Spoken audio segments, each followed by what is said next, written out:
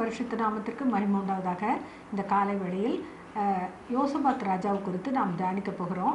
2 நாளாகமம் புத்தகத்தில் 17வது அதிகாரம் முதலிருந்து ஒரு 10 வசனங்கள் வரைக்கும் கூட நம்ம வாசித்தா நமக்கு தெரியும். அதாவது இந்த ராஜாக்களுடைய வரலாறு நமக்கு அது ஆத்மாவுக்கு மிகவும் பிரயோஜனமாக இருக்கும் என்று சொல்லி நான் கர்த்தருக்குள் விசுவாசிக்கிறேன். பாருங்கள், யோசபாத் ராஜாவாகி இஸ்ரவேலுக்கு விரோதமாக பலப்பட்டான். அதாவது இந்த யோசபாத் ராஜா யூதாவின் ராஜாவாக இருக்கிறவர். பாருங்கள், கர்த்தர் யோசபாத்தோடு இருந்தார். இது முதல் பாயிண்ட்டு. அதாவது கர்த்தர் யோசபாத்தோடு இருந்ததுனால்தான் அவருக்கு நிறைய நன்மைகள் மேன்மைகள் கிடைத்தது என்பதை நம்ம தொடர்ந்து காணலாம். இங்கே பாருங்கள், யுத்தத்தில் கர்த்தரே அவனுக்காக யுத்தம் பண்ணினார் என்று சொல்லி நம்ம வாசிக்கிறோம். தேவன் யுத்தம் பண்ணினார், அது மட்டும் இல்லை அவனுக்கு ஜெயத்தை கொடுத்தார் என்றெல்லாம் பார்க்கிறோம். அப்போது நம்முடைய வாழ்க்கையில் கர்த்தர் நம்மோடு இருக்கிறாரா? அது முதல் கேள்வி. அதுக்கு பிறகு பாருங்கள், பாகால்களை அந்த ராஜா தேடவில்லை. பாருங்கள், பாகால்னா வேறு தெய்வங்களை தேடாமல் தாவீது முன்னாட்களில் நடந்த வழிகளில் நடந்து, அப்போது தாவீது ராஜா கர்த்தரையே சேவித்தார் இல்லையா, அந்த வழிகளில் இவர் நடந்தார் என்று சொல்லி பார்க்குறோம். அது மட்டும் இல்லை, இஸ்ரவேலுடைய செய்கையின்படி நடவாமல் கர்த்தருடைய கற்பனைகளின்படி நடந்து கொண்டான். பார்த்தீங்களா? அப்போது கர்த்தருடைய கற்பனைகளின்படி நடக்கிற உத்தமமான ஒரு ஜீவியத்தை நம்ம யோசபாத் ராஜாவிடத்தில் பார்க்குறோம். நான் முதல்ல சொன்னேன், பாகால்களை தேடவில்லை, கர்த்தரையே தேடுகிற மனுஷனும் அதே போல் கர்த்தருடைய வழிகளில் நடந்த மனுஷனுமாக இருக்கிறார். அப்போது இங்கே ராஜ்யபாரத்தை கர்த்தர் யோசபாத்துடைய கையில் திடப்படுத்தினார் என்று சொல்லி பார்க்குறோம். பார்த்தீங்களா? அப்போது ராஜ்யபாரம் என்பது என்னது?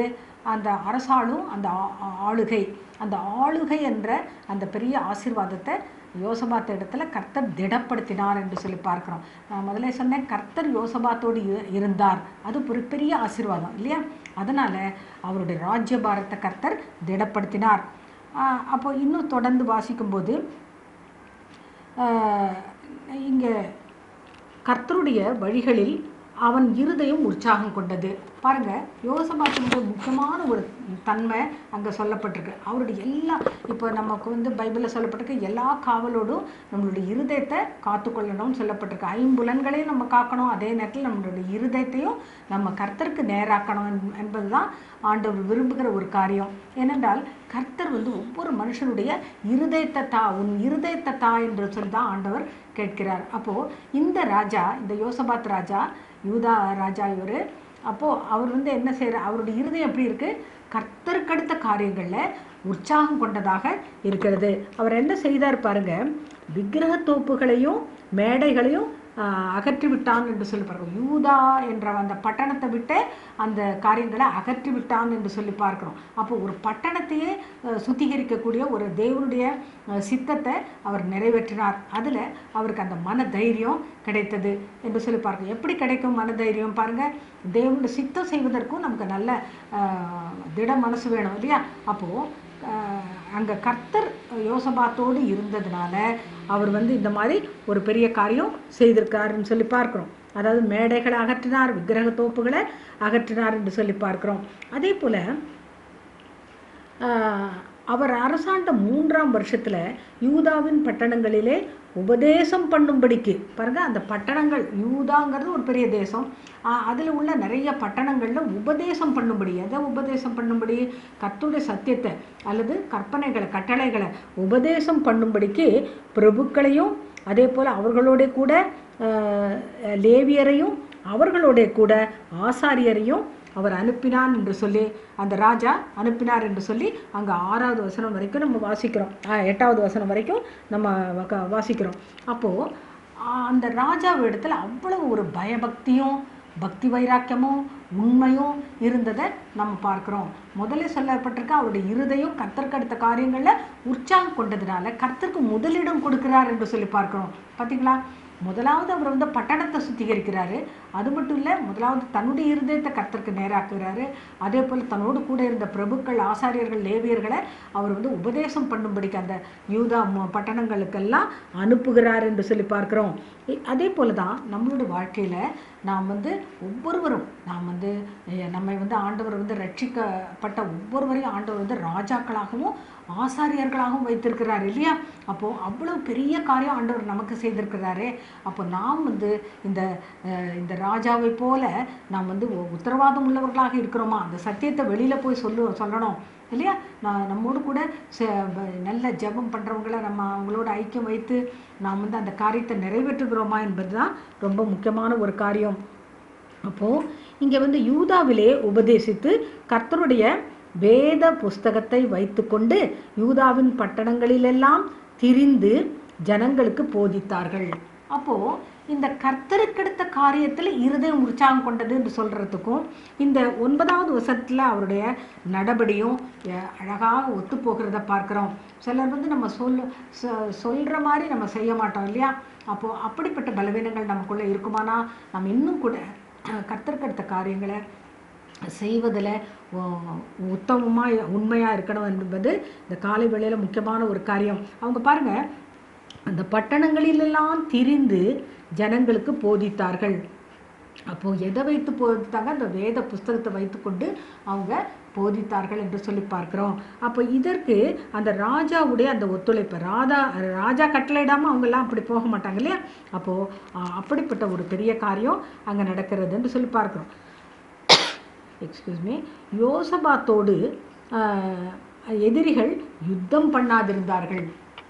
இப்போ அடுத்த வசனத்தில் அந்த ஆசீர்வாதம் எப்படி இருக்குது பாருங்கள். அந்த சுற்றிலும் இருக்கிற எதிரிகள் அல்லது மற்ற ராஜாக்கள் வந்து யோசபாத்துக்கு பயந்துருந்தாங்க. ஏன்னா கர்த்தருக்கு பயந்த ஒரு மனுஷன் யோசபாத் இல்லையா? அவர் கர்த்தருடைய வழிகளில் நடந்தார், கர்த்தருடைய சித்தம் செய்தார் இல்லையா? அப்போ அந்த ராஜாவுக்கு எதிராக அவங்க யுத்தம் பண்ணாதிருந்தார்கள். அதுபோல தான் அடுத்த வசனத்தை வாசித்தா பெலிஸ்தர்கள் இருப்பாங்க இல்லையா? அவங்களில் சிலரும் அரபு தேசத்தை சார்ந்த சிலரும் அவங்கெல்லாம் என்ன செய்திருக்காங்க? நிறைய காணிக்கைகளை கொண்டு வந்தார்கள். ஆட்டுக்கடாக்கள், அதே போல் வெள்ளாட்டுக்கடாக்கள் அதெல்லாம் கொண்டு வந்தார்கள் என்று சொல்லி பார்க்கிறோம். அப்போ காணிக்கையாக அப்படி கொண்டு வருவதற்கு காரணம் இவருடைய வாழ்க்கை. பார்த்திங்கன்னா நம்மளுடைய வாழ்க்கை மற்றவர்களுக்கு அது நல்ல சாட்சியாக இருக்கணும். கர்த்தருடைய காரியங்களை நம்ம வெளிப்படுத்துகிறவர்களாக இருக்கணும். அப்போது கர்த்தருக்கு நல்ல மகிமையான சாட்சிகளாக நம்ம இருந்தால் தான் அப்படி மற்றவர்கள் நம்மிடத்தில் வருவார்கள் என்பது அதிக முக்கியமான ஒரு காரியம். இப்படியே யோசபாத் வர வர மிகவும் பெரியவனாகி யூதாவிலே கோட்டைகளையும் ரஸ்துக்களையும் வைக்கும் பட்டணங்களையும் கட்டினான். அப்போ எதையெல்லாம் கட்டினார் பாருங்க, பெரிய கோட்டைகள் பட்டணங்கள் இதெல்லாம் கட்டினார். அது மட்டும் இல்லை, வர வர யோசபாத் எப்படி இருந்தார்? பெரியவனானார் என்று சொல்லி பார்க்குறோம். அப்போது நம்மளுடைய வாழ்க்கையில் இந்த ஆவிக்குரிய ஜீவியத்தில் நம்ம வந்து வர வர நம்ம பெரியவங்க ஆகிறோமா, அல்லது பெரிய காரியங்களை செய்கிறோமா, கர்த்தருடைய சித்தம் செய்கிறோமா, அல்லது வர வர நம்ம வந்து வளர்ச்சியில் குன்றி போகிறோமா, ஆவிக்குரிய வளர்ச்சியில் குன்றி போகிறோமா என்பதை நிதானிக்கணும். அதே போல தான் இங்கே நிறைய பராக்கிரமசாலிகள் அவனுக்கு இருந்தார்கள். பாருங்கள், யூதாவின் பட்டணங்கள்லாம் பார்த்தா பெரிய வேலைகளை நடத்தினான். அவன் வந்து கோட்டைகளை கட்டினான், பட்டணங்களை கட்டினான்றெல்லாம் சொல்லி பார்க்குறோம். அப்போது அப்படி பெரிய வேலைகளெல்லாம் செய்வதற்கு அவனுக்கு கீழே நிறைய பராக்கிரமசாலிகள் இருந்தார்கள் என்று சொல்லி தொடர்ந்து அந்த வசனங்கள் அங்கே சொல்லுகிறது. அப்போ 18வது அதிகாரத்தில் பார்த்தா இஸ்ரவேலின் ராஜாவாகிய ஆகாப் என்பவன் என்ன சொல்கிறார் பாருங்க, யோசபாத்தை நோக்கி அந்த ராமோத்துக்கு போய் வருவோமா, அதாவது அந்த கீலேயாத்தில் உள்ள ராமோத்துக்கு என்னோட வருகிறீரா என்று சொல்லி கேட்குறாரு. அப்போது இவர் வந்து நான் தான் நீர், என்னுடைய ஜனங்கள் உம்முடைய ஜனங்கள், உம்மோட கூட யுத்தத்திற்கு வருகிறேன் என்றான். அப்படி யுத்தத்துக்கு வருகிறதாக ஒத்துக்கொள்கிறாரு. ஆனால் அதே நேரத்தில் கர்த்தரிடத்தில் விசாரிக்கணுன்ற அந்த காரியமும் அவரிடத்தில் இருந்தது என்று சொல்லி பார்க்குறோம். யுத்தத்துக்கு போகலாமா போக வேண்டாமா என்று சொல்லி கர்த்தரிடத்தில் விசாரிக்கிற ஒரு நல்ல குணம் யோசபாத் இடத்துல இருந்தது. அது மட்டும் இல்லை, சுமார் அந்த இஸ்ரவேலின் ராஜா வந்து ஆகாப் வந்து நிறைய தீர்க்கதரிசிகளை இடத்துல போய் கேட்குறாரு. விசாரித்து கேட்கும்போது அவங்கெல்லாம் வந்து போகலான்னு சொல்கிறாங்க இல்லையா? ஆனால் இங்கே மிகாயா என்னும் வேறொருவன் இருக்கிறான், அவனிடத்திலும் கேட்கலாம் என்று சொல்லி அவங்க முடிவு பண்ணுறாங்க. இதெல்லாம் நமக்கு இந்த சரித்திரம் தெரியும். ஆனால் நான் ஒரு காரியத்தை இங்கே சுட்டி காட்ட விரும்புகிறேன். பாருங்கள், இங்கே அந்த இஸ்ரவேலின் ராஜா யோசபாத்தை பார்த்து, நான் வேஷம் மாறி யுத்தத்தில் பிரவேசிப்பேன், நீரோ ராஜ்ய வஸ்திரம் தரித்திரோம் என்று சொல்லி இஸ்ரவேலின் ராஜா வேஷம் மாறி யுத்தத்திலே பிரவேசித்தான். இங்கே ஒரு சின்ன தந்திரம் பண்ணுறாரு. யார்? அந்த ஆகாப் ராஜா. அவர் தான் இஸ்ரவேலின் ராஜா. அவர் என்ன சொல்கிறாரு, நான் வேஷம் மாறி யுத்தத்தில் பிரவேசிப்பேன், நீங்கள் என்னுடைய ராஜவஸ்திரத்தை உடுத்தி கொள்ளணும்னு சொல்லி இந்த ஆலோசனை சொன்ன உடனே அவரும் அப்படியே கேட்டு செய்கிறார். இதனால் பாருங்கள், அந்த 31வது வசனத்தில் வாசிக்கும்போது, அதாவது அங்கே ஏற்கனவே கட்டளை எப்படி வருதுன்னா, சிறியவர்கள் பெரியவர்கள் அவங்களையெல்லாம் விட்டுருங்க, இஸ்ரவேலின் ராஜா ஒருவரோடு மாத்திரம் யுத்தம் பண்ணுங்கள் என்று சொல்லி அங்கே கட்டளை பிறக்குது. அப்போது அதன்படி ரதங்களின் தலைவனாகி யோசபாத்தை காண்கையில், இவன்தான் இஸ்ரவேல் ராஜா என்று சொல்லி யுத்தம் பண்ண அவனை சூழ்ந்து கொண்டார்கள். பார்த்தீங்களா, அந்த ஆகாப் ராஜாவுடைய தந்திரத்தினால ஏற்பட்ட விளைவு. இங்கே யோசபாத் ராஜா தான் இஸ்ரவேலின் ராஜா என்று சொல்லி அவங்க தவறாக எடுத்துக்கொண்டு, ஏனென்றால் ராஜவஸ்திரம் இவர் தான் உடுத்திருக்காரு இல்லையா, அதை வைத்து இவன் தான் இஸ்ரவேலின் ராஜா என்று சொல்லி அப்படியே அவங்க சூழ்ந்து கொண்டாங்க. அந்த நேரத்தில் ஒரு பெரிய நெருக்கடி அவனுக்கு நெருக்கம். அதாவது எதிரிகள் அவ்வளவு சூழ்ந்து கொள்ளும்போது அவரால் ஒன்றும் பண்ண முடியல. கர்த்தர் அவனுக்கு அனுசாரியாக இருந்தார். எதனால் தெரியுமா? அப்பொழுது யோசபாத் கூக்குரலிட்டான். பார்த்தீங்களா, நம்மளுடைய நெருக்கமான சூழ்நிலைகளில், பிரச்சனையான காரியங்களில், அல்லது ஒன்றுமே நமக்கு செய்ய முடியாத ஒரு திகைத்து போகிற சூழ்நிலைகளில், நமக்கு ஏற்படுகிற துன்பங்கள் கஷ்டங்களுக்கு மத்தியில் நாம் கர்த்தரை நோக்கி கூப்பிடுகிறோமா? இதுதான் இந்த இடத்துல நம்ம கற்றுக்கொள்ள வேண்டிய ஒரு முக்கியமான காரியம். யோசபாத் ராஜா, அவர் ஏற்கனவே அவரோடு கர்த்தர் இருந்தார் இல்லையா, அவருடைய வர அவர் பெரியவனானார், ஆசீர்வாதங்களை ஆண்டவர் கட்டளையிட்டு இருக்கிறார் இல்லையா, தேவனுடைய சித்தம் செய்தார். அப்படிப்பட்டவர் அந்த நெருக்கடியான சூழ்நிலை, அவருக்கு உயிருக்கே ஆபத்தான கட்டம் இல்லையா, எல்லாரும் அவனை சூழ்ந்து கொள்கிறாங்க கொல்றதுக்காக. அப்போது அவர் கர்த்தரை நோக்கி கூக்குரல் இடுகிறார். கர்த்தர் அவருக்கு அனுசாரியாக இருந்தார். அப்போ நம்முடைய வாழ்க்கையில் நம்முடைய நெருக்கங்களில் பிரச்சனைகளில் கர்த்தர் நமக்கு அனுசாரியாக இருக்கிறாரா? நாம் கர்த்தரை நோக்கி ஜெபம் பண்ணுகிறோமா? இதுதான் ரொம்ப முக்கியமான ஒரு காரியம் நாம் கற்றுக்கொள்ள வேண்டியது. அங்கே உடனே என்ன நடந்தது பாருங்க, அவ்வளோ எதிரிகளும் அவனை விட்டு விலகும்படி தேவன் செய்தார். இப்போ இது ஒரு பெரிய காரியம் பாருங்க. அவ்வளோ பேரும் அவனை கொல்லணும்னு சூழ்ந்து கொண்டவங்க அவ்வளோ பேரும் அப்படியே விலகும்படி தேவன் அவனுக்கு அனுசாரியாக இருந்து உதவி செய்தார் என்று சொல்லி பார்க்குறோம். அப்போது நம்முடைய வாழ்க்கையில் நாம் யாரை சார்ந்திருக்கிறோம்? கர்த்தரை சார்ந்திருக்கிறோமா? இவருடைய இந்த சம்பவத்திலேருந்து, இந்த யோசபாத்தினுடைய வாழ்க்கையில் ஏற்பட்ட இந்த சம்பவத்திலேருந்து நம்ம அறிய வேண்டிய ஒரு முக்கியமான காரியம், எப்பேற்பட்ட சூழ்நிலையில், நெருக்கமான சூழ்நிலையில் கூட நம்ம வேறு வழியே எனக்கு தெரியலன்ற திகைத்து போகிற நேரங்களில் கூட நம்ம யாரை பார்த்து அபயமிடுகிறோம்? நாம் யாரை நோக்கி பார்க்குறோம்? ஆண்டவரே எனக்கு உதவி செய்யும்னு சொல்லி நம்ம சொல்லுகிறோமா? அப்படிப்பட்டவர்களுக்கு ஆண்டவர் அனுசாரியாக இருப்பார் என்பதில் எந்த சந்தேகமும் இல்லை. அதே போல் தான் அங்கே முடிவு 34வது வசனத்தில் பார்த்தா, 18வது அதிகாரம் 34வது வசனத்தில் நடந்த சம்பவம் பாருங்கள். இஸ்ரவேலின் ராஜா அங்கே ரதத்தில் சாயங்காலம் மட்டும் நின்றிருந்து சூரியன் அஸ்தமிக்கும் போது இறந்து போனான் என்று சொல்லி வாசிக்கிறோம். அப்போது தந்திரமாக அவன் பண்ணினாலும் அவனுக்கு அதுக்கு முந்தின வசனம் வாசித்தா தெரியும். அங்கே அவன் காயப்பட்டது, அவன் மேலே காயப்பட்டது. அதுக்கு பிறகு அவன் சாயங்காலம் மட்டும் நின்றிருந்து இறந்து போனான் என்று சொல்லி பார்க்கிறோம். இப்படி தான் நம்மளுடைய வாழ்க்கையில் நம்ம அறிந்து கொள்ள வேண்டிய ஒரு முக்கியமான காரியம், கர்த்தருடைய வழிகளில் நடக்கிறோமா? கர்த்தருடைய கற்பனைகளின்படி நடக்கிறோமா? கர்த்தருடைய சித்தம் செய்கிறோமா? கர்த்தர் நம்மோடு இருக்கிறாரா? நாம் ஆவிக்குரிய வளர்ச்சி நமக்குள்ளே இருக்கிறதா? வர அவன் பெரியவனானான் என்று சொல்லி பார்க்கிறோம். நம்ம வர குன்றி போகிறோமா? ஆவிக்குரிய காரியங்களில் பின்வாங்குகிறோமா? இதெல்லாம் நம்ம நிதானிக்கணும். அப்படி ஆனால்தான் நம்மளுடைய நெருக்கமான நேரங்களில் நம்ம கர்த்தரை நோக்கி கூப்பிடுகிறோமா? அப்படிப்பட்ட கர்த்தரையே சார்ந்து கொண்டு இருக்கிறோமா? என்றெல்லாம் நம்ம நிதானத்தை பார்த்தா தான் தெரியும் நம்மளோட வாழ்க்கையில் கர்த்தரை அனுசாரியாக இருக்கிறாரா அல்லது நாம் வந்து கர்த்தரை துக்கப்படுத்துகிறோமா என்பதை நம்ம நிதானித்து நாம் வந்து திருந்தி கொள்ள வேண்டும்.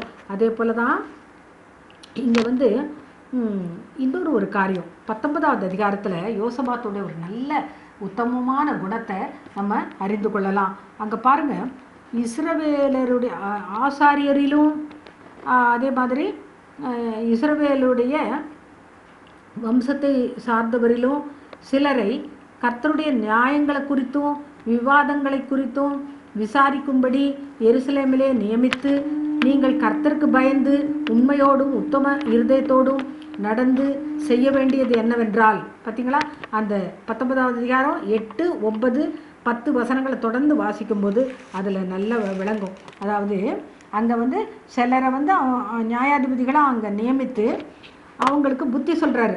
நீங்கள் கர்த்தருக்கு பயந்து உண்மையோடும் உத்தம இருதயத்தோடும் நடந்து அவங்களுக்கு நியாயங்களை சொல்லணும். அதாவது எங்கள் பாருங்கள், நானாவித இரத்தப்பழி சங்கதிகளும் பிரமாணத்திற்கும் கற்பனைக்கும் கட்டளைகளுக்கும் நியாயங்களுக்கும் அடுத்த வழக்குகளின் சங்கதிகளிலும் அப்படிப்பட்ட வழக்குகள் வரும்போது கர்த்தருக்கு நேரஸ்தராகாதபடிக்கு, அதாவது கர்த்தருக்கு முன்பதாக நம்ம குற்றவாளிகளாக இருக்காதபடிக்கு எப்படி நியாயம் கொடுக்கணும், கர்த்தருக்கு அடுத்த எல்லா நியாயத்திலும் நீங்கள் வந்து உண்மையாக இருக்கணும், உண்மையாக செய்யணும், அவர்களுக்கு நீங்கள் உண்மையாக இருங்கள் என்று சொல்லி எச்சரிங்கள் என்று சொல்லி இவர் புத்தி சொல்லுகிறத பார்க்குறோம்.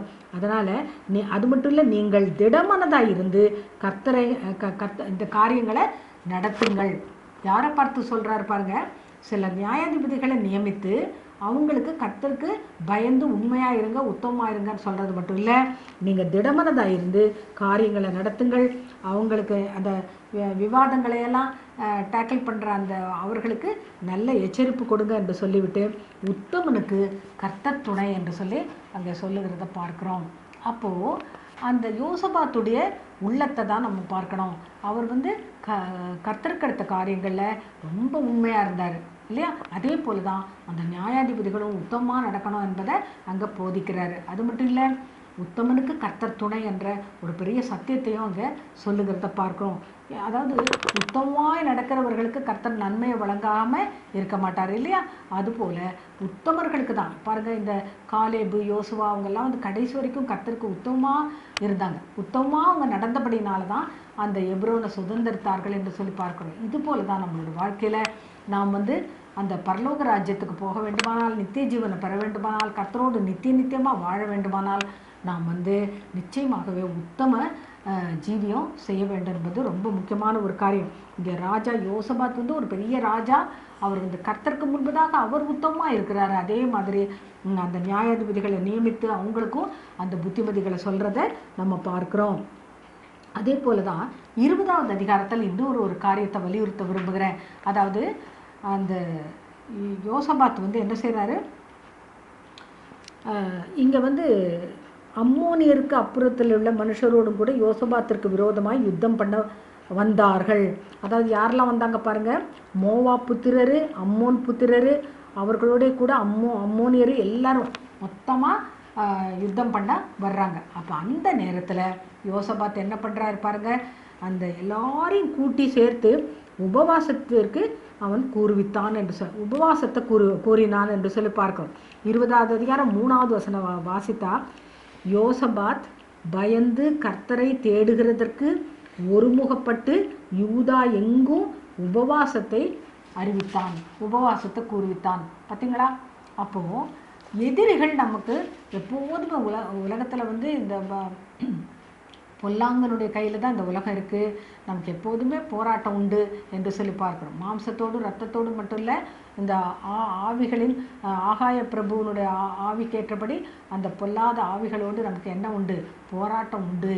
ஆனால் இதில் எல்லாம் நாம் யாரை சார்ந்திருக்கிறோம், யாரை தேடுறோம், யாரிடத்துல நம்ம வந்து அபயம் விடுகிறோம் என்பது ரொம்ப முக்கியமான ஒரு காரியம். இங்கே வந்து அவர் என்ன செய்கிறாரு, தேவனுக்கு பயந்து கர்த்தரை தேடுவதற்கு ஒருமுகப்படுத்துகிறார்.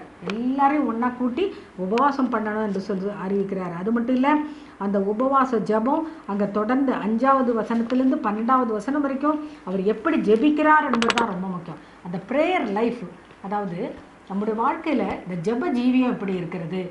நாம் கர்த்தரை நோக்கி அபயம் விட்டு கர்த்தரை நோக்கி கர்த்தரோடு ஐக்கியப்பட்டு உண்மையாக ஜெபிக்கிறோமா? ஒரு பிரச்சனை நமக்கு இருக்குது அல்லது மற்றவர்களுக்காக ஜெபிக்கிறோம், எதுவாக இருந்தாலும் சரி, நம்முடைய பிரச்சனையாக இருந்தாலும் சரி, மற்றவர்களுக்காக ஜெபித்தாலும் சரி, சபைகளுக்காக ஜெபிக்கும்போது, தேசங்களுக்காக ஜெபிக்கும்போது கூட நாம் கருத்தாக ஜெபம் பண்ணணும். அதாவது கர்த்தரோடு சரியான ஒரு ஐக்கியத்தோடு கூட நாம் வாக்குத்தத்தங்களை பிடித்துக்கொண்டு விசுவாசத்தோடு ஜெபிக்கணும். பாருங்கள், அந்த உபவாச ஜெபத்தில் அவர் அழகாக கர்த்தரை மேன்மைப்படுத்தி அந்த கருத்தாக ஜெபம் பண்ணுறத நம்ம வாசித்து பார்க்குறோம். அப்போது அங்கே என்ன நடந்தது தெரியுமா? எங்கள் தேவனே, அவர்களை நீர் நியாயம் தீர்க்க மாட்டீரோ? எங்களுக்கு விரோதமாக வந்த இந்த ஏராளமான கூட்டத்திற்கு முன்பதாக நிற்க எங்களுக்கு பலனில்லை. நாங்கள் செய்ய வேண்டியது இன்னதென்று எங்களுக்கு தெரியவில்லை. ஆகையால் எங்கள் கண்கள் உம்மையே நோக்கி கொண்டிருக்கிறது. பார்த்தீங்களா, அந்த வசனம் ரொம்ப முக்கியமான வசனம். 20வது அதிகாரம் 12வது வசனம். அப்போது அவருடைய உண்மையான நிலைமையை அந்த யோசபாத் ராஜா அப்படியே ஆண்டவரிடத்துல அதை சொல்லுகிறத பார்க்குறோம். எங்களுக்கு பலன் இல்லை, எங்களுக்கு சுற்றிலும் இப்படி ஏராளமான ஜனங்கள் எதிராக வந்து வருகிறாங்க. அதனால் இந்த கட்டத்தில் நாங்கள் உண்மையே நோக்கி கொண்டிருக்கிறது எங்களோட கண்கள் என்று சொல்லுகிறார். நம்ம ஒரு சங்கீதத்தில் வாசிக்கிறோம், வேலைக்காரி தன்னுடைய எஜமாட்டியே நோக்கி இருப்பாளாம். அதே போல் தான் வேலைக்காரன் எஜமானனே நோக்கி கொண்டிருப்பான். ஏதாவது எனக்கு உதவி கிடைக்காதா, ஏதாவது எனக்கு சலுகை கிடைக்காதா என்று சொல்லி. அதுபோல் நாம் ஒவ்வொருவரும் கூட கர்த்தரையே நோக்கி கொண்டிருக்கணும். ஒவ்வொரு காரியத்தில், அது சின்ன காரியமோ பெரிய காரியமோ எதுவாக இருந்தாலும் கர்த்தரை சார்ந்து கொண்டு கர்த்தரையே நோக்கி கொண்டிருப்போமானால், அவரிடத்திலேயே நம்மளோட காரியங்களை ஸ்தோத்திரத்தோடு தெரியப்படுத்துவோமானால் நிச்சயமாகவே நமக்கு வெற்றி விடுதலை உண்டு என்பதில் எந்த சந்தேகமும் கிடையாது. அதுபோல் இங்கே பாருங்கள், அங்கே அவரோட அந்த ராஜாவோட கண்கள் யாரை தான் நோக்கி கொண்டிருக்கு? கர்த்தரையே நோக்கி கொண்டிருக்கிறது என்றான். அப்போ அங்கே அவங்க எல்லாரும் கர்த்தருக்கு முன்பதாக நிற்கிறாங்க. நம்ம யாருக்கு முன்பதாக நிற்கிறோம் என்பது ரொம்ப முக்கியம். நம்ம கர்த்தருக்கு முன்பதாக முழங்கால் படியிட்டு ஜெபம் பண்ணி உபவாசித்து ஜெபிக்கிற அதெல்லாம் கர்த்தர் காண்கிறார். இந்த ஜெபங்களை கேட்கிறார் என்ற விசுவாசம் நமக்கு கண்டிப்பாக அவசியமாக தேவைப்படுகிறது. இப்போ பாருங்கள், அங்கே ஒரு காரியம், ஒரு பெரிய வெற்றி நம்ம பார்க்குறோம். அதாவது 26வது வசனத்துக்கே நான் வந்துடுறேன். 4ஆம் நாளில் பெராக்காவில் கூடினார்கள். ஒரு பெரிய வெற்றி அவங்களுக்கு கிடைக்குது. அதாவது அந்த எதிரிகள் எல்லாம் பாருங்கள், 24வது வசனத்தில் அவர்கள் தரையிலே விழுந்து கிடக்கிற பிரேதங்களாக இவர்கள் கண்டார்கள், ஒருவரும் தப்பவில்லை. பார்த்தீங்களா, எதிரிகள் அவ்வளோ பேரும் விழுந்து போனார்கள். அங்கே கர்த்தருக்குள்ள ஒரு மகா பெரிய கம்பீர சத்தத்தோடு அவங்க கர்த்தரை துதித்தார்கள் என்ற வசனம் தான் ரொம்ப முக்கியமான வசனமாக இருக்குது. 20வது அதிகாரம் 19வது வசனத்தில் கர்த்தரை மகா சத்தத்தோடு கம்பீரமாய் துதித்தார்கள் என்று சொல்லி பார்க்கிறோம். அதுக்கு முன்பதாக 18வது வசனத்தில் யோசபாத் தரை மட்டும் முகம் குனிந்தான். கர்த்தருக்கு முன்பதாக தரை மட்டும் குனிந்தான். அது மட்டும் இல்லை, கர்த்தரை பணிந்து கொள்ள கர்த்தருக்கு முன்பதாக தாழ விழுந்தார்கள். அப்போது ராஜா விழறது மட்டும் இல்லை, கர்த்தரோட சமூகத்தில் ஜனங்களும் அப்படியே தாழ விழுந்தார்கள் என்று சொல்லி பார்க்குறோம். அப்போது அந்த 20வது அதிகாரத்தில் இந்த காரியம் எதனால் தெரியுமா? அங்கே ஒரு கர்த்தருடைய ஆவி ஒரு லேவியன் மேல் இறங்கினதுனால அவர் சொல்கிறாரு, யோசபாத்தே கேளுங்கள், நீங்கள் இந்த ஏராளமான கூட்டத்திற்கு பயப்படாமலும் கலங்காமலும் இருங்கள் என்று கர்த்தர் உங்களுக்கு சொல்லுகிறார். பார்த்தீங்களா, ஒரு லேவியன் மேலே கர்த்தருடைய ஆவி இறங்குனதுனால அவர் அந்த ராஜாவை திடப்படுத்துகிறத பார்க்குறோம்.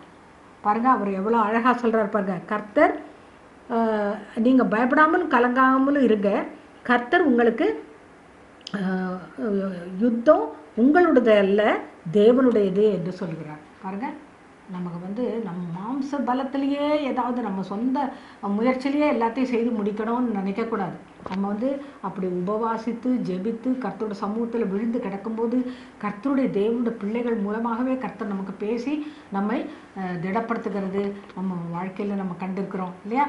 அப்போது நாம் கர்த்தர் பட்சத்தில் சார்ந்து இருப்போமானால் நிச்சயமாகவே நமக்கு வெற்றி விடுதலை கிடைக்கும். இங்கே பாருங்க, நீங்கள் தரித்து நின்று கர்த்தர் உங்களுக்கு செய்யும் ரட்சிப்பை பாருங்கள், பயப்படாமலும் கலங்காமலும் இருங்கள், நாளைக்கு அவர்களுக்கு எதிராக புறப்படுங்கள், கர்த்தர் உங்களோடே இருக்கிறார். எவ்வளோ அழகாக அந்த லேவியன் மேலே கர்த்தருடைய ஆவி இறங்கி அந்த ராஜாவுக்கும் அந்த ஜனங்களுக்கும் எவ்வளோ அழகான ஒரு திடப்படுத்துதல் நடக்குதுன்னு பாருங்கள். அப்போது அந்த அளவுக்கு அவங்க அந்த லேவியன் சொன்னது மாதிரியே அங்கே பிற்பாடு நம்ம பார்க்குறோம். அவங்க மகா சத்தமாய் கம்பீரித்து துதித்தாங்க. அவங்க அவங்களோட பயம் கலக்கம் எல்லாமே போயிடுச்சு. அப்போ அவங்க அதிகமாக தேவனை மகா சத்தத்தோடு துதிக்கிறாங்க. அங்கே வந்து இங்கே ராஜா ஒரு அழகான காரியத்தை சொல்கிறாரு பாருங்கள். 20வது வசனம், 20வது அதிகாரம் 20வது வசனம். எருசலேமின் குடிகளே கேளுங்கள், உங்கள் தேவனாகிய கர்த்தரை நம்புங்கள், அப்பொழுது நிலைப்படுவீர்கள். அவருடைய தீர்க்கதரிசிகளை நம்புங்கள், அப்பொழுது சித்தி பெறுவீர்கள் என்றான். அப்போது அதிகாலமே எழுந்து அப்படி வனாந்தரத்துக்கு புறப்படும் பொழுது அந்த புறப்படுகையில் யோசபாத்து நின்று அந்த இடத்துல ஒரு பெரிய ஜபம் பண்ணுறாரு பாருங்க. ஜபம் மட்டும் இல்லை, அந்த நம்பிக்கையான வார்த்தைகளை சொல்கிறாரு. கர்த்தரை தேவனாகிய கர்த்தரை நம்புங்கள், அப்போ நீங்கள் நிலைப்படுவீர்கள். அதே போல் தீர்க்கதரிசிகளை நம்புங்கள், சித்தி பெறுவீர்கள். இந்த 2 காரியமும் சொல்கிறாரு. அதே போல தான் ஜனங்களும் அங்கே அந்த லேவியன் சொன்ன வார்த்தைகளை அப்படியே நம்பி பயப்படாமல் கலங்காமல் அப்படியே இருக்கும்போது கர்த்தர் ஒரு பெரிய காரியத்தை செய்து அங்கே வெற்றி கொடுக்குறார் என்று சொல்லி நம்ம வாசிக்கிறோம். அவங்க 21, 22 வாசித்தா தெரியும். அதாவது அவங்க பரிசுத்தமுள்ள மகத்துவத்தை துதிக்கவும், அதாவது ஆயுதம் அணிந்தவர்களுக்கு முன்பதாக நடந்து போய் கர்த்தரை துதியுங்கள், அவர் கிருபை என்றும் உள்ளது என்று கர்த்தரை பாடவும் பாடகரை நிறுத்தினான். அங்கே யோசபாத் ராஜா செஞ்ச பெரிய காரியம் பாருங்க. அங்கே பாடகரை நிறுத்தி கர்த்தர் நல்லவர், அவருடைய கிருபை என்றும் உள்ளது என்று சொல்லி சத்தமாக பாட வைத்தான் இல்லையா? அப்போது என்ன நடந்தது? அவர்கள் பாடி துதி செய்ய தொடங்கின போது, 22வது வசனம் ரொம்ப முக்கியம். அதாவது அவர்கள் பாடி துதி செய்ய தொடங்கின போது யூதாவுக்கு விரோதமாய் வந்து பதிவிருந்த அம்மோன் புத்திரரையும் மோவாபியரையும் சேயீர் மலை தேசத்தாரையும் ஒருவருக்கு விரோதமாக ஒருவரை கர்த்தர் எழும்ப பண்ணினதனால் அவர்கள் வெட்டுண்டு விழுந்தார்கள். எப்படி ஆண்டவர் எழுப்புறா இருப்பாங்க. அந்த வந்த எதிரிகள் எல்லாருக்கும் ஒருத்தருக்கு விரோதமாக ஒருத்தர் எழுப்பி அப்படியே அவங்க வெட்டுண்டு மாண்டார்கள் என்று சொல்லி வாசிக்கிறோம். அப்போது நீங்கள் அதுக்கு முன்னாடியே என்ன சொல்லப்பட்டிருக்கு? நீங்கள் தரித்து நின்று கர்த்தர் செய்யும் ரட்சிப்பை பாருங்கள் இல்லையா? அதே போல தான் கர்த்தர் இங்கே ரட்சித்தாரா ரட்சிக்கலையா? நிச்சயமாக ஆண்டவர் செய்திருக்கிறார் அந்த காரியத்தை. இதுக்கெல்லாம் ஆதாரமாக இருந்தது அவங்க வந்து உபவாசத்தை அங்கே கூறுவித்து ராஜா முதற்கொண்டு எல்லாரும் அந்த தேசத்தோட குடிகள் அவங்க கர்த்தரை தேடினாங்க, கர்த்தரை நோக்கி பார்த்துருந்தாங்க. அவங்களோட கண்கள் கர்த்தரையே நோக்கி கொண்டிருந்தது. அதனால் லேவியன் மேலே கர்த்தருடைய ஆவி இறங்கி அவங்கள திடப்படுத்தினதும் தைரியப்படுத்துனது மட்டும் இல்லாமல் நம்பிக்கையின் வார்த்தைகளை சொல்லி அவங்க முழுவதும் பாடி கம்பீரமாக துதிக்கும் போது அந்த பாடல் தொடங்கின போதே அங்கே ஒரு பெரிய வெற்றி விடுதலை கிடைக்கிறத நம்ம வாசிக்கிறோம். இப்போது அந்த பெராக்காவில் அவங்க கூடி என்ன செய்கிறாங்க? அந்த இடத்துக்கே இப்போ வரைக்கும் இந்நாள் வரைக்கும் பெராக்கா என்னும் பேரை அவங்க கொடுத்தார்கள் என்று சொல்லி பார்க்கும். அங்கே கர்த்தருக்கு ஸ்தோத்திரம் செலுத்தினார்கள். எனக்கு இந்த வசனம் ரொம்ப பிடிச்சது. அதாவது நம்ம எல்லாருக்கும் ஆண்டவர் நன்மைகளை செய்கிறாரு, ஆனால் கொஞ்சம் பேர் தான் கர்த்தருக்கு நன்றி சொல்கிற அந்த குணம் இருக்குது என்பதை நம்ம பார்க்குறோம். அந்த 10 குஷ்டரோகிகளில் ஒரு ஆள் மட்டும்தான் கர்த்தரிடத்தில் வந்து நன்றி சொல்லுவதை நம்ம புதிய ஏற்பாட்டிலும் வாசிக்கிறோம்.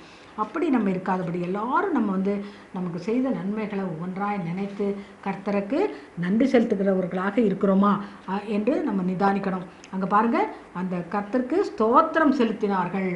இதுக்கெல்லாம் இந்த ராஜாவுடைய அந்த வாழ்க்கை அது ரொம்ப ஒரு சாட்சியுள்ள வாழ்க்கையாக இருக்கிறது என்பதுதான் ஒரு முக்கியமான காரியம். கடைசியில் ஒரு சின்ன எச்சரிப்பின் காரியத்தையும் நான் சொல்ல விரும்புகிறேன். அந்த 35வது வசனம், அதாவது 36, 37 வசனங்கள், அந்த 2 வசனங்களை நம்ம வாசிக்கணும். அதாவது 20வது அதிகாரம் அந்த கடைசி பகுதி வாசித்தா இங்கே இவர் ஒரு சின்ன தவறு பண்ணுறாரு. என்ன தெரியுமா? கர்த்தருடைய சித்தத்துக்கு மாறா அகஸ்யா என்னும் இஸ்ரவேலின் ராஜாவோட தோழமை பண்ணினான். அடுத்தது தர்ஷீஸுக்கு போகும்படிக்கு கப்பல்களை செய்ய அவனோடே கூடிக்கொண்டான். அதாவது இஸ்ரவேலின் ராஜாவாகி அந்த அகஸ்யாவோட தோழமை வைக்கிறது கர்த்தருக்கு சித்தம் இல்லை. அதை அவன் ஃப்ரெண்ட்ஷிப் வைக்கிறான். அதுக்கு அடுத்தது அந்த தர்ஷீஸுக்கு போகும்படி அவனோட கூடிக்கொண்டான். இப்படி செய்தார்கள், கப்பல்களை செய்தார்கள். அப்போது அங்கே என்ன நடந்தது பாருங்கள். எலியேசர் யோசபாத்துக்கு விரோதமாக தீர்க்க தரிசனம் சொல்லி, எலியேசர் என்பவர் தீர்க்க தரிசனம் சொல்கிறாரு, நீர் அகஸ்யாவோடே கூடிக்கொண்டபடினால் கர்த்தர் உம்முடைய கிரியைகளை முறித்து போட்டார். அப்போது அவன் என்ன செய்யணும்னு நினச்சானோ அந்த காரியம் அவனுக்கு வாய்க்கல. இது நமக்கு ஒரு ஒரு எச்சரிப்பு, சின்ன எச்சரிப்பில் முக்கியமான எச்சரிப்பு. அதாவது கர்த்தருடைய சித்தத்துக்கு மாறாக ஏதாவது நம்ம செயல்பட்டா அல்லது கர்த்தருக்கு இஷ்டமில்லாத ஆட்களோடு நம்ம ஐக்கியம் கொண்டா ஆண்டவர் அந்த காரியத்தை வாய்க்க பண்ண மாட்டார் என்பது நம்ம நன்றாக விளங்கி கொள்ள வேண்டும்.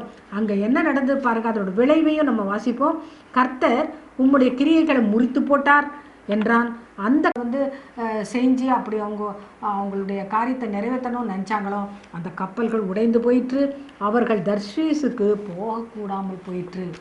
இது ஒரு சின்ன சம்பவம் தான், ஆனால் அந்த ராஜாவுடைய வாழ்க்கையில் நம்ம அறிந்து கொள்ள வேண்டிய ஒரு முக்கியமான காரியம். சில காரியங்களில் நம்ம சுய விருப்பத்தின்படி கர்த்தருக்கு சித்தமில்லாத ஆட்களோட நம்ம ஐக்கியம் கொண்டாலோ அல்லது நம்ம செயல்பட்டாலோ நம்ம சொந்த விருப்பத்தின்படி நம்ம காரியங்களை நடப்பித்தாலோ அது வாய்க்காது என்பதை நம்ம நன்றாக விளங்கி கொள்ளணும். அதனால் இந்த யோசபாத்து ராஜாவுடைய சரித்திரம் நமக்கு மிகவும் ஆசீர்வாதமாகவும் பிரயோஜனமாகவும் இருக்கிறது என்பதில் எந்த சந்தேகமும் இல்லை. முதலாவது, கர்த்தர் யோசபாத்தோடு இருந்தார்.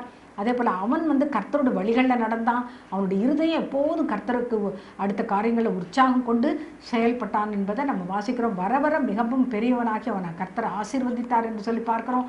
அது மட்டும் இல்லை, அவனுடைய யுத்த களத்தில் கர்த்தர் எனக்கு பலன் இல்லை ஆண்டவரே, எனக்கு உதவி செய்யும், இந்த ஏராளமான ஜனத்துக்கு மத்தியில் நான் என்ன செய்யணும்னு எனக்கு தெரியலன்னு சொல்லிட்டு தான் தாழ்த்தும் போது, உபவாசித்து ஜெபிக்கும்போது, கர்த்தரையே அவனோட கண்கள் நோக்கி பார்க்கும்போது ஒரு பெரிய வெற்றி விடுதலை அவனுக்கு கிடைக்கிறத பார்க்குறோம். அது மட்டும் இல்லை, அவன் நியாயாதிபதிகளை நியமித்து அந்த விசாரணை பண்ணணும்னு சொல்லி வழக்குகளை தொடுக்கணும்னு சொல்கிற நேரத்தில் கூட உத்தமமாக நடப்பவர்களுக்கு கர்த்தர் துணை என்ற ஒரு பெரிய சத்தியத்தை அங்கே சொல்கிறத பார்க்குறோம். அப்போ இதெல்லாம் கூட நம்ம மனதில் வைத்து நாம் கர்த்தரையே சேவிப்போம். கர்த்தர் தாமே நம்மை ஆசீர்வதிப்பார். ஆமென்.